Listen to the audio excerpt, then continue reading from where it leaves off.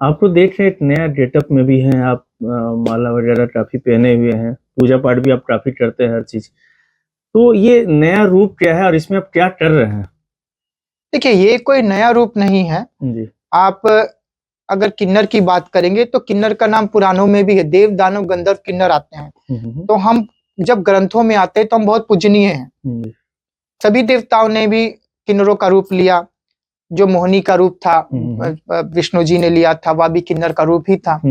और मोहिनी और शिव से एक संतान भी हुई थी जिसका अयप्पा भगवान है जो। तो बहुत सारी चीजें हैं जो धर्मों से हम जुड़े हुए हैं। तो हम धर्मों में शुरू से ही थे। पहले जब हमारे देश में जब मुगल शासन नहीं था तो हम बहुत पवित्र थे और मंदिरों में पाए जाते थे। लेकिन जब मुगल आए तो उन्होंने सबसे फाइट कर ली, लेकिन वो किन्नर से नहीं सके। तो उन्होंने क्या किया, किन्नरों को उठा के हरम में रखना शुरू कर दिया। मतलब मंदिरों से उठा करके वो महारानियों के हरम में रखना शुरू कर दिया। उसके बाद जब अंग्रेज आए तो अंग्रेज भी सबसे लड़ ली, अंग्रेजों ने भी सबसे लड़ाई करी, बट वो अंग्रेज भी किन्नर से नहीं सके। तो अंग्रेजों ने क्या किया, हम पे 377 धारा लगा दी कि जो भी किन्नर अगर किन्नर जैसी वेशभूषा करेगा या नाच गाना करेगा या उस तरीके से रहेगा तो उसको क्रिमिनल एक्ट के अंदर डाल दिया जाता था और मार दिया जाता था।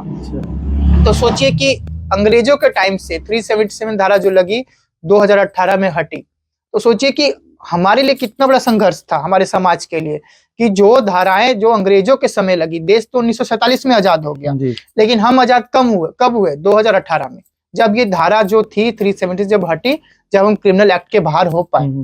तो सोचिए हमने कितना संघर्ष किया और संघर्ष करके हमने आजादी को पाया।